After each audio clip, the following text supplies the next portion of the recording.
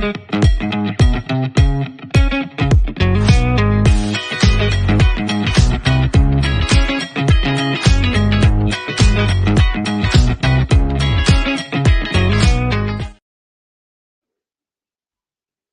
and welcome back to Leicester Fan TV. It is Thursday, which means it's time for your Foxes Focus show. Today, of course, we are looking ahead to Crystal Palace, which is coming up on Saturday. In 2 days' time, club football is back, no more international break. Thank God. We have 5 massive games coming up, starting with Crystal Palace. We will talk about that one first. Drop a like on the video, hit subscribe if you haven't already, and please, please, please let me know if you're here. Leave a comment letting me know that you're here. The Leicester City machine is on the march again. Leicester Fan TV presents a variety of content, like fan discussions, match analysis, and engaging with Leicester fans worldwide. We want your views live. Thanks to our sponsors, Everard's, Follow Blinds, Pocket Pies, Pink Car Leasing, Distillers Direct, Hologram, Take Me, Newbie & Co, and the Foxes Arms and Rainbows. We are live in 10, 9, 8, 7, 6, 5, 4, 3, 2, 1.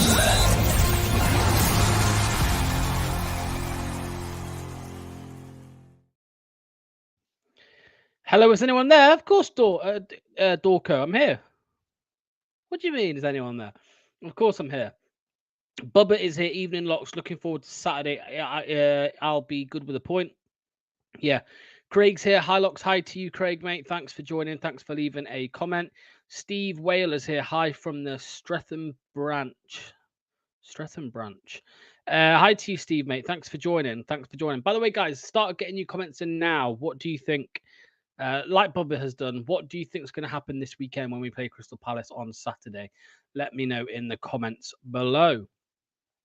By the way, as well, here is the link on YouTube and Facebook. Just click that link and you can come and have a chat with me. Let me know what you think. We'll have a nice chat about Saturday, about Leicester versus Crystal Palace. Super Cooper will bring it home. Oh, Andy, man, you've missed it. It's Super Duper Cooper, man. Come on, Andy, get with it. Super Duper Cooper. Mark Gatwood, we beaten Palace, Locks. Nah, we probably won't. But yeah, as I was saying, click this link and come and have a chat with us on Leicester Fan TV. We can have a chat about this weekend's game. Here's a question for everyone.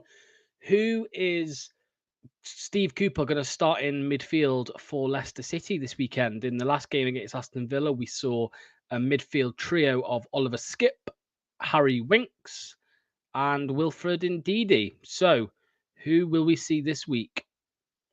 I don't think people will be very happy if we see the same as last time. Leicester will be 2-0 down at half-time, and Leicester will win 3-2 with a Facundo Vardy masterclass. It's funny you say that, Kunal, mate, because you could see that happening, right? Because of Steve Super Duper Cooper likes to sit back and not really do much for 60, 70 minutes, doesn't he? That's his philosophy. So yeah, maybe we can do that. That would be lovely, wouldn't it?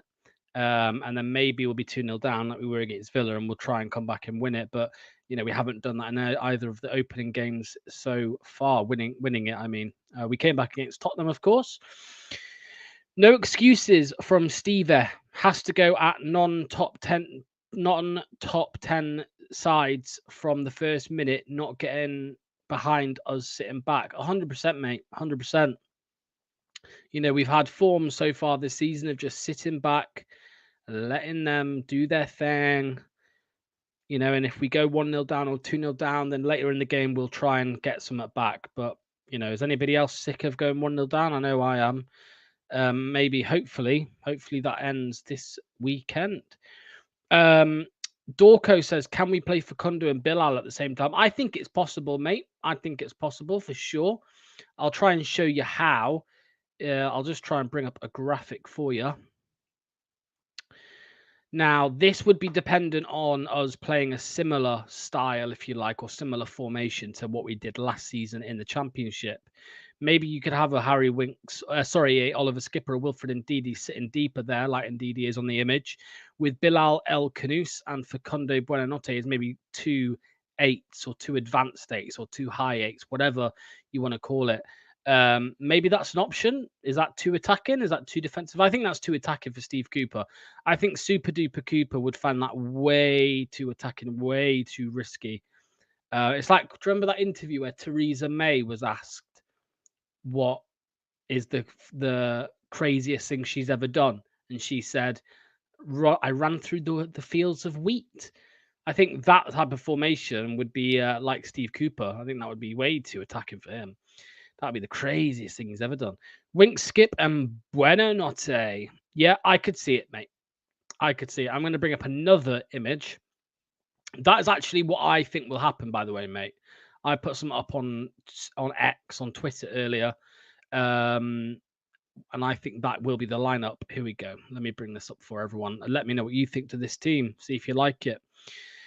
There we go. Oliver Skip, Harry Winks, and Facundo Buonanotte. I think this will be the starting midfield this weekend against Crystal Palace. That is my prediction, with Vardy there as well, obviously. I know I just brought this one up on screen. Again, I think that's too adventurous for Steve Cooper.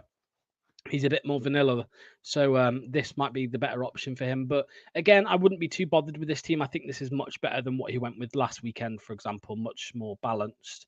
Adds a little bit more of creativity. So if creativity is allowed. I can't wait for Saturday. I am going. Andreas, mate, lovely to hear. Good job.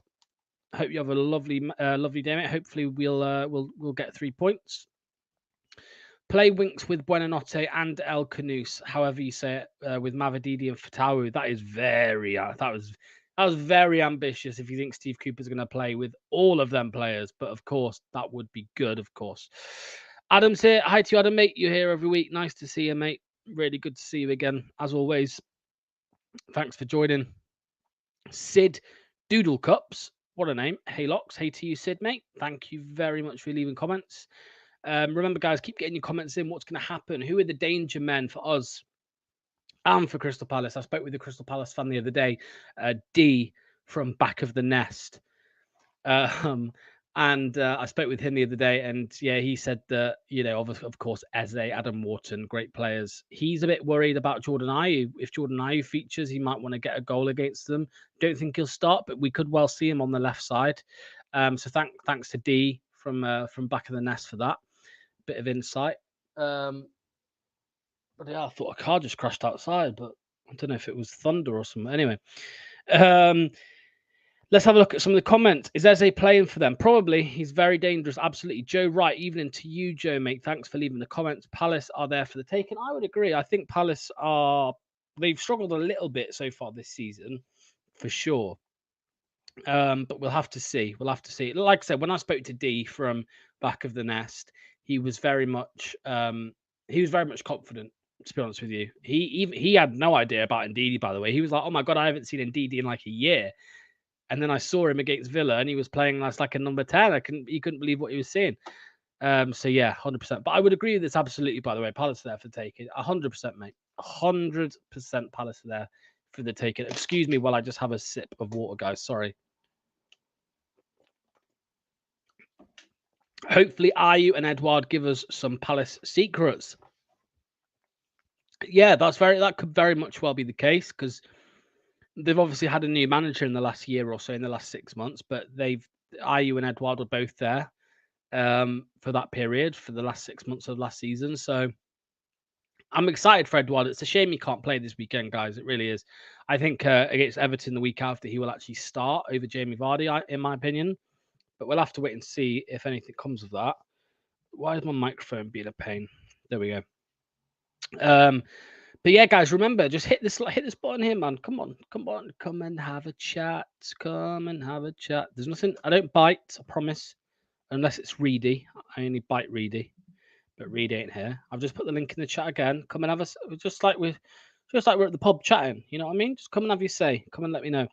Joe Wright says we need to start winning games, especially with the run coming up. If you don't take points out of these games, then you may as well pack up. 100%. And the worst thing, Joe, never mind taking the points, but it's showing up to these games like, oh, well, they're better than us. So, we shouldn't be demanding wins from these teams because we were in the Championship last season.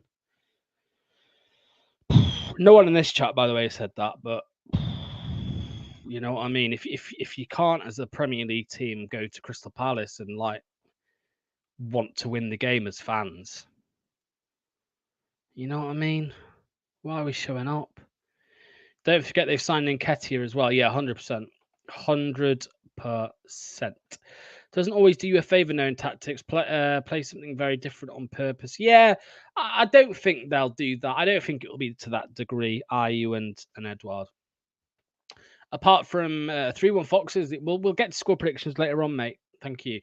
Andy Meadow says, apart from Arsenal, we have 6 winnable games coming up. Let's have a look at the fixtures then, mate. LCFC fixtures. Palace, Everton, Arsenal, Bournemouth, Southampton, Forest, Ipswich. I mean, if we don't win at least 3, get that manager out the door. Out the door. Great way to capitalise on the good news last week would be to spank Palace 100%. Palace had the best win record at the death last year. I believe that.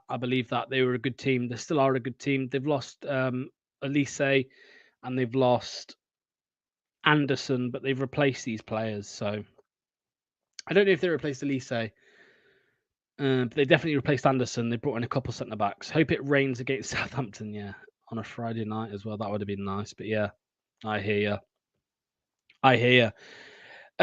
Obviously, we spoke a bit about the midfielders. What about the fullbacks, guys? Right back. Will we see Ricardo Pereira? This Saturday? I'm not sure we will. Steve Cooper prefers James Justin. After the Fulham game, Super Duper Cooper even came out and said that Ricardo has to fight for his place back in the team. Let me take these off because nobody's joining me. Super Duper Cooper said that Ricardo Pereira has to fight for his place back in the team. And we were also told that Steve Cooper watched every game last season. So one of them statements doesn't add up. You know what I mean? So, yeah, let me know what you think to that, by the way, guys. The lack of Ricardo Pereira this season. I'll be interested to hear what everyone has to say. Even if people in the comments disagree with me, please just get them in. I want to see them on screen. I'll get them all up. Don't care what you say. I will bring your comments up on screen. JJ left back. Yeah, well, that would fit Ricardo in for sure. Yeah, on the right. Just want to say, Locks, although I said to you the other day, but it's only been 3 games, I will very much be in your camp if we don't pick up wins from this run of fixtures. Yeah, I mean, Joe, trust me, mate. If we lose the next 4, there will still be people saying, give him a chance. There will still be them people. Trust me. Give him a chance. As if games against Everton, Palace, Fulham, Southampton aren't a chance. You know what I mean? And again, by the way, guys, if we're only going to rely on beating Ipswich and Southampton this year, if that's the only teams that my phone's ringing. If those 2 teams are the only games that Leicester fan or Cooper fans accept or are angry about for losing, well, that's 12 points. There's only 12 points available from Saints and Ipswich. We ain't going to get promoted. We ain't going to stay up on 12 points.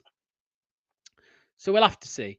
Trevor Rose says Flores are laughing at us. Yeah, I mean, many are. But right, let's have a look. Get your teams in, guys. I like what Keith's done here. Mads, Cody Akoli, Fass, 3 centre-backs. Okay. Fass, Wink Skip, Ricky P, Mavididi, JJ, Bilal, Vards.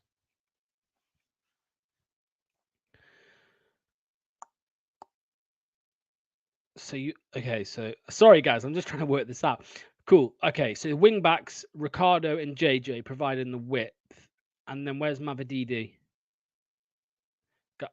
I'm just being silly. I'm reading it and I'm trying to work it out in my head. So Keith, please try and elaborate where you want these players to play. Yeah, I mean, it is what it is, isn't it? You know, I mean, people are laughing at us. They won't be laughing if we stay up. You know what I mean? Cooper will be laughing at me. Stevie Cooper. He'll be laughing at me if they stay up. But yeah, let me know. Here's a question though, guys. Is Cooper against fullback inverting? Well,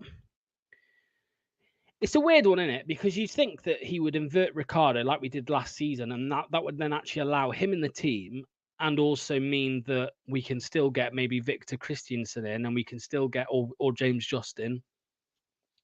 And then it would still allow the width of Fatawu and Mavididi, right? And it was and Ricardo would provide support for maybe Winks or Skip or whoever in midfield. But the problem is that I think inverting fullbacks is beyond Steve Cooper's capabilities. I don't think Steve Cooper has the footballing brain for inverting fullbacks and making it work. I think that's what the problem is, because he hasn't switched up the style of football so much. Like it's not completely different to last season, but the formation is. And I think Steve Cooper can't get his head around the whole inverting. I'm not saying he's dumb. He's not dumb. He's a very smart manager. He's a good manager at some level, but I just don't think he is in that way, if that makes sense. It's not a part of his philosophy. It's not a part of the way he sees football. And that's fine. As long as you have another system that actually wins games, it's fine. But I don't think that is the case, 12 wins and 55 Premier League games for Steve Cooper. We 100% need a playmaker in the team every week. Skip and Wilf do not work when you are trying to attack the game. By the way, guys, can I just say, there's been no hate, there's been no comments against me in the chat so far, but trust me, obviously this is live, but when this goes out pre-recorded, when it goes out on YouTube later, there will be people who comment on this video saying, oh, he's so negative. Two things to say to that in advance. Number one, I'm bringing every comment up, right? I'm not missing out the ones that disagree. I just haven't seen any that disagree. And the other point I'm going to make is that there is literally a link here for people to click and come and give me their opposing views if they have opposing views. So please just do it. I would love to hear somebody jump on and tell me that I'm wrong. Please, please, please. James Hill says they're living in the past. I don't know who you're referring to, James, but I would probably agree. Many fans do live in the past. Yeah. Mads, here we go from the Odd Fish. Mads, Ricardo Pereira, Fas, Okoli Christiansen, Skip, Facundo, Bilal, Fatawu, Mavididi, Vardy. I would love to see it. I would love to see that, mate. I really would. I'd be happy with that. 100%. Oh, Forest living in the past. I thought you meant Leicester fans, mate. I thought you meant some Leicester fans. Sorry, mate. Sorry. Yeah, that and that. Although, aren't we now? You know what I mean? We ain't got nothing to cheer about, really, have we, to be fair? Rodkin and Whelan out. Yeah, man. I went off Victor Christensen when he fell asleep during the Euro. I thought he's done okay, Dorco, so far this season. He's not been special. Of course, he hasn't. But I did hear Anil, my friend Anil, who's also a content creator on YouTube. He said that maybe they're persisting with Victor Christensen because, maybe he is the only one of the only assets left in the team that are going to be sellable for a decent price. You know what I mean? You got Fatawu. I mean, guys, let me know in the comments who in our squad can we make a profit on in the future? Here's an interesting topic for everyone. List the players that we can make a profit on in the future. Fatawu is the obvious one. You don't need to tell me Fatawu because we know that. Yeah, we know Fatawu. Who else is there? I'm going to say Hermanson. I'm going to say Okoli. I'm going to say Christiansen. Bilal. I don't know. Don't know anyone else. So yeah, Mads, Fas, Okoli, Fatawu, Christiansen, Mads. Yeah, we know Mads. Yeah, for sure, Ivan. Yeah. So, but the club need to think about that. It's not only a footballing perspective, but we found ourselves now in the window just gone that our only real sellable asset worth some decent money was Kiernan Dewsbury Hall, and that's why he left. So we need to make sure that we have sellable assets in the future, because you never know if we get relegated, which I think we will probably if we keep the manager for too long. Then we might need to make these sales. We might need to make a couple of sales again for PSR issues and stuff like that. So Hermanson's probably the obvious one. Fatawu, will he go only 1 year after signing him permanently? Who knows? Could you see him playing in the Championship? I can't. Will Alves is a good shout. Start Luke Thomas and make Pereira be the advancing right back. Blimey. Luke Thomas? Fair enough, mate. Like I said, I'll bring all the comments up. But Luke Thomas in the Premier League? Maybe the new kid as well if he kicks on. Bilal, yeah, for sure, man. For sure. Keep getting your comments in, everyone. Let me know what you think to it all. But yeah. Again, I'm going to post this one more time in the chat. Click this link if you want to have your say.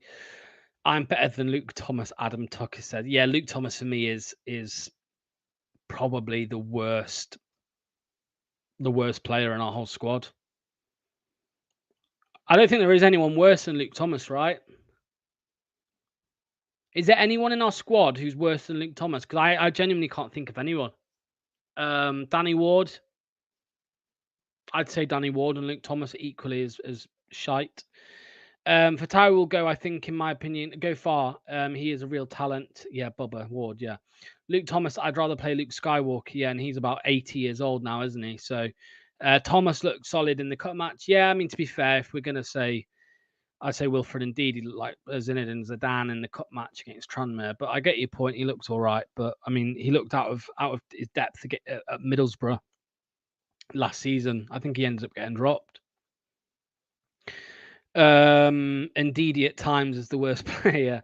Yeah. But here's a question for everyone. How long does Steve Cooper last? What does everyone think? Let me know. How long does Steve Cooper last? Obviously, it is all dependent on results. But, you know, if we don't beat all three of Everton, Saints, and Ipswich, is he gone? Is he gone? Would you sack him after that if we don't win all three? Because I think our players are good enough. I think our team's good enough to stay up. And I think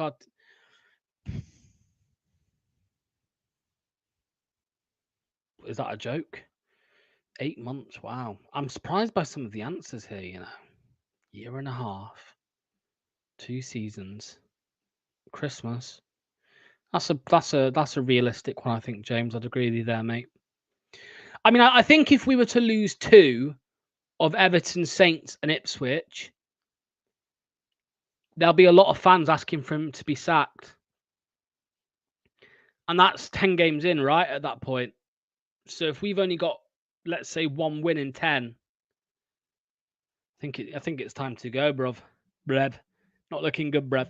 I think if we're on 4 points in after 10 games, yeah. You want Cooper out, then who do you want in? For the record, I think he should be given at least a season. Did well at Forest. Well, here's the question, Ivan Gibbs. If we're bottom of the league in February, would you still keep him? That's a question for you. That's a counter question. I would bring in,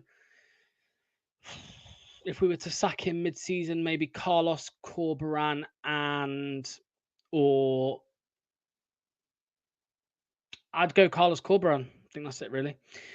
He's not Premiership quality anyway. That's why Forest got rid. Yeah, exactly. They got rid of him because he won 12 in 55. To be fair, but yeah, would you sack Steve? Would you sack Steve Cooper if we were bottom of the table in February? James wouldn't. Would anybody else sack him if we were bottom of the table? Or I suppose the easier question is, would anybody want to keep him if we're bottom of the table in February? Let me know.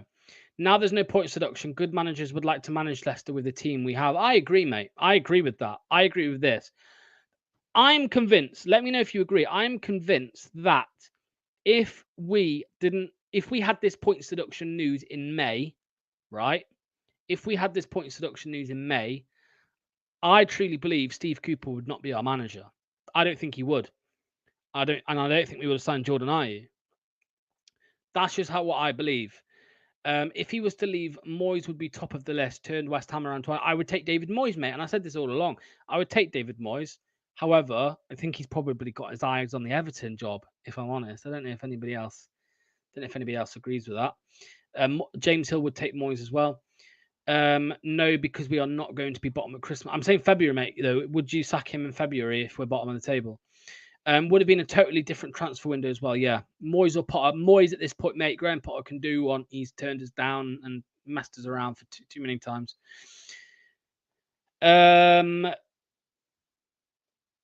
We can't lose to Everton. Yeah, I agree. That would be a disaster. That would be a disaster. I know, Ivan, but my question is, because you said that you would give him the whole season no matter what, basically. So if we were bottom in February, would you sack him or not? That's all I want to know. What has Luke Thomas done wrong? He did well in COVID season and helped us win the FA Cup. Luke Thomas is a very poor Premier League player, defender. He went to Sheffield United and got sent back after 6 months because he was terrible. He went to Middlesbrough and struggled really to make that much of an impact there. I just think he hasn't developed as much as the club and us as fans would have hoped. I would keep Cooper to the end of the season, even if we're bottom of the league, if we're bottom in February, because I don't know if anybody else remembers this, but like we were fuming that the board didn't sack Brendan Rodgers in like February when we looked like we were going down. I didn't say top managers, Craig. Carlos Corberán is not a top manager, in my opinion. He's not a top manager. I just think there's better options out there. So you would keep him. You would keep Steve Cooper to the end of the season, even if we're bottom. Fair enough. It was Sheffield United he struggled at, not Middlesbrough. No, yeah, but he was terrible at Sheffield United. He went to Middlesbrough and he didn't make much of an impact there either. Moyes is a top manager. I don't agree with that. I think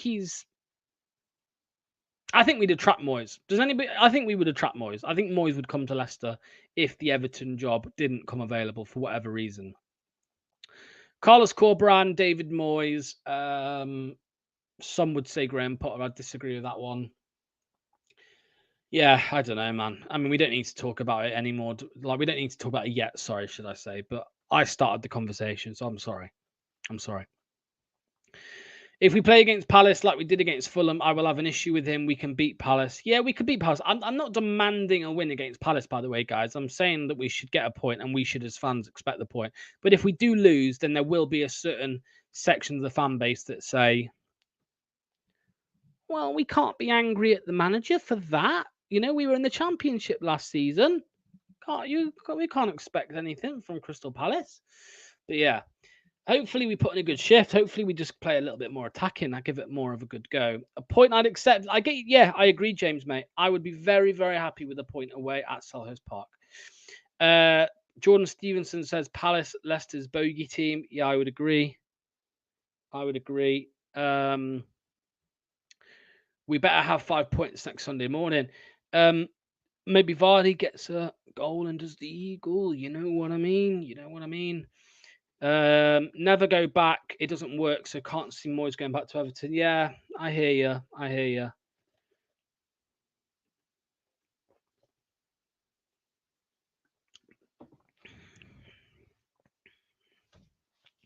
That's an interesting take. The eagle celebration. Yeah, man. You know what I mean. Or the Wolves. Ooh, yeah. All of it. Smashing the corner flag. Vardy's the GOAT. He's the GOAT. Right, guys. Remember, you can join us on Patreon as well by scanning that QR code. Exclusive content, ex-player interviews, Blue Van Man interview monthly, and monthly giveaways. If you fancy a bit of extra content. Akoli to pocket Mateta, yeah. Should we get Gareth Southgate? What about Gareth Southgate if Steve Cooper goes? Yeah, I agree though, by the way, it's premature to be talking about an ex-manager because Steve Cooper's here. So let's respect the average job that he's done so far. Let's respect that. Craig says Cooper is far more amenable than either of our last three managers. At least he mentions the fans and has more than one set system. Craig, My response to that, my respectful response, would be on the fans bit. It's PR.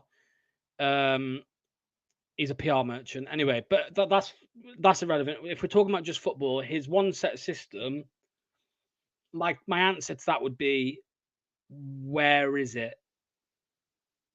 Because if the second system is just throwing on attacking players, Enzo Maresca did that last season when he threw on like Tom Cannon and Patson Daka like in a couple of the games to try and win it or try and get a goal. So yeah, I don't think that's a system. I think having another system would be like actually having a different, like starting the game differently, having a different tactical approach to the game. But in my opinion, all three have been quite similar, if not the same. You know, the game plan, for example, is to sit back, well, not sit back, but just try and stay in the game for 70 minutes.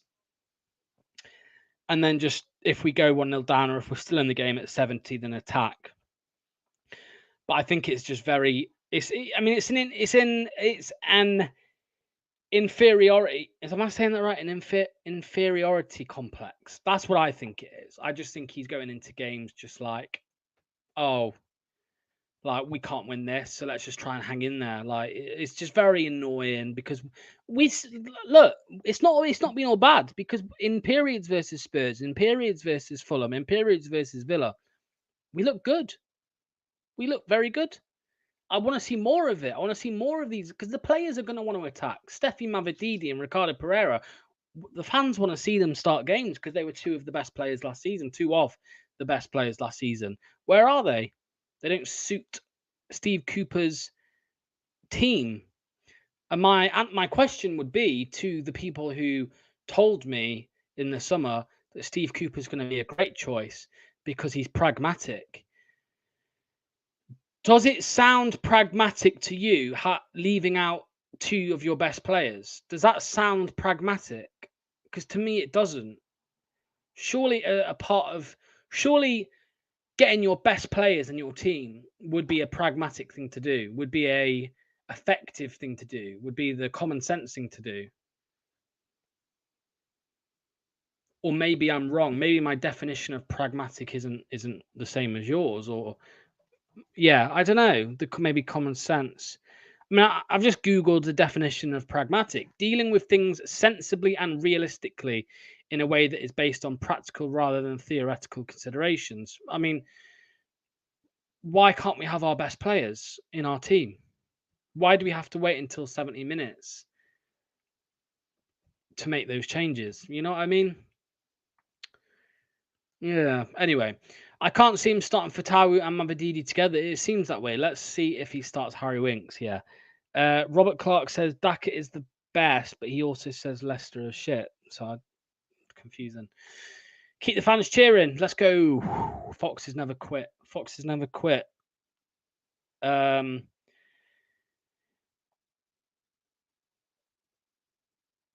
My anger is with the board for choosing Steve Cooper, Ivan.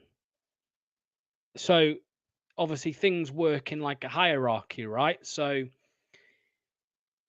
if the football on the pitch is bad, that's on Cooper. And if Cooper is bad, that's on Rudkin. And if Rudkin is bad, that's on Top. And if Top's bad, we can't do anything. You know what I mean? So unless you're suggesting, not you, but unless people are suggesting that Rudkin picks the team sheet and Rudkin gives the players instructions, if you're suggesting that, then yes, it is all on Whelan and Rudkin. But if you want to go with the mindset that the pitch, the action on the pitch is the responsibility of the manager, then I don't think that is relevant, Rudkin. But I will give you that Rudkin is the one who picked Cooper. So, you know. But yeah, anyway, we're going into ins and outs. I don't think the anger is pent up. Block shared his anger a few times. Shared his anger a few times per week. Yeah, I'm not. There's no pent up anger here, mate. The anger's already. The anger just flows. You know what I mean? The anger is Yeah, I don't know. It's just always out. I don't hold it back. I just say it. So PSR put a few managers off at the time. Probably, yeah, probably. I thought we tried taking the game to Villa. Anyone else think Top may sell up in the next couple of years? We don't. Yeah, maybe, maybe not. I don't know. Adam makes a good point. Shit rolls downhill for sure, for sure. Why is Ward on the bench? Welsh connections, scary. Yeah, Tez.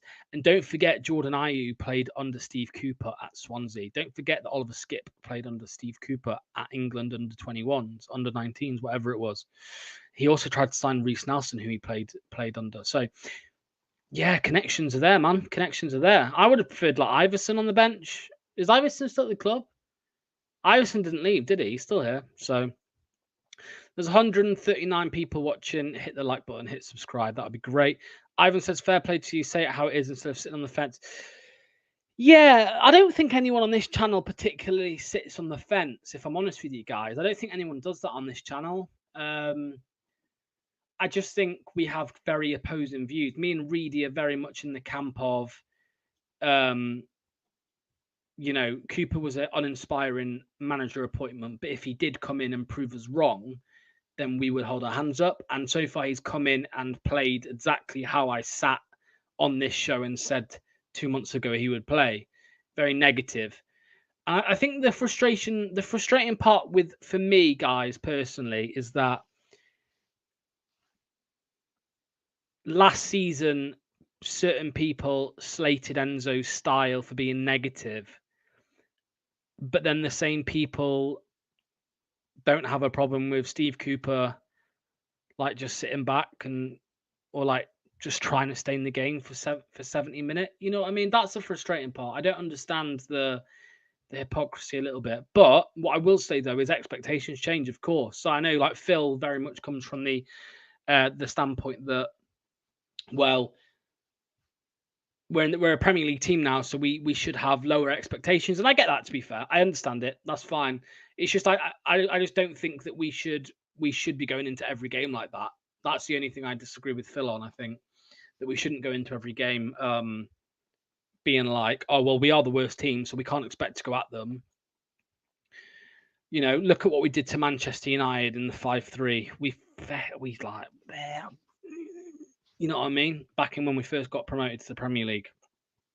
I mean, we were only 1 year back in the Prem in 2015-16, you know, and look what we did. Fearless. That's where, guys, this is where Fearless came from, right? Because Leicester City were a fearless team when we got promoted to the Premier League, whereas now we're fearful. You know, it's like, you know, we're just like, oh, well, I think Steve Cooper's negative approach is probably the right way to go about things because we're not as good as Crystal Palace.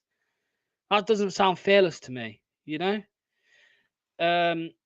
How many have we sold past Saturday? I'm not sure, mate. I'm not sure. Rodkin's probably picking the team.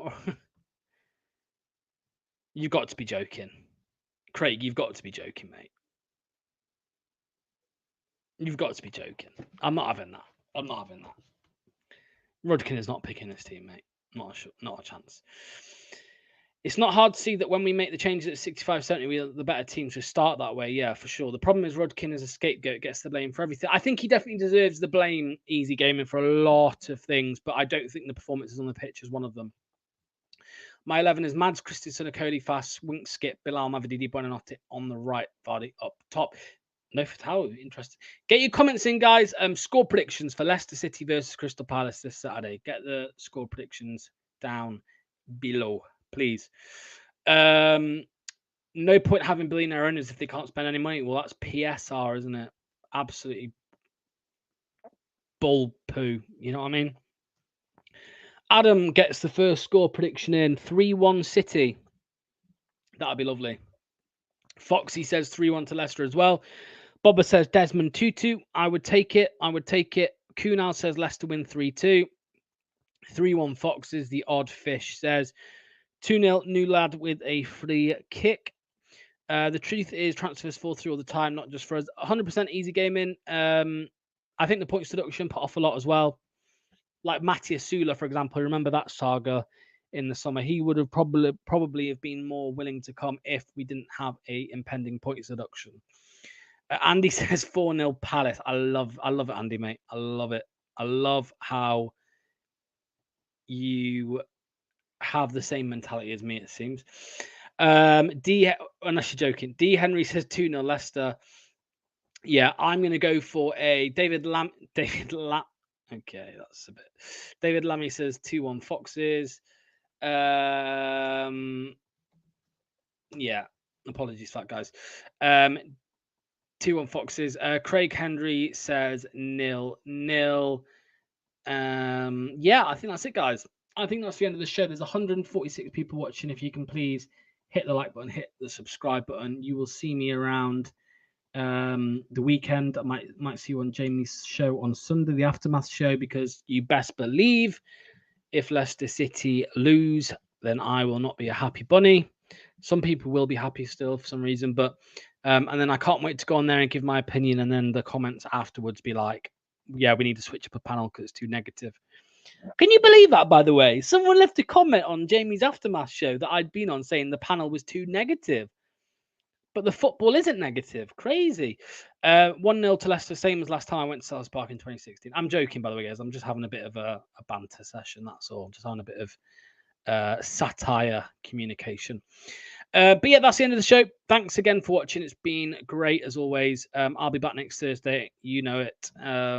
I wasn't here last Thursday because I had a meal to go to, but it was the international break anyway. But I will be here next Thursday at 6:30 p.m. The last comment of the day: Crystal Palace 2, Leicester 0. We lose on Saturday. What happened? Think who playing for club and manager? I don't know. Happened. Think sorry, mate. Not sure, if I'm honest. Foxy says night locks. Night, everyone. Cheers, all. Thanks. I'll see you around very soon. You can follow me on Twitter, so go and check that out, of course. And I'll see you next time on Leicester Fan TV. Thank you. Thanks for watching Leicester Fan TV. Thanks to our sponsors, Everod's, Barlow Blinds, Booker Pies, Pink Car Leasing, Distillers Direct, Hologram, Take Me, Nubian Cow, The Fox's Arms and Rainbows. Run by the fans, for the fans. Follow us on socials at Leicester Fan TV and visit LeicesterFanTV.com for all the latest news, views and videos.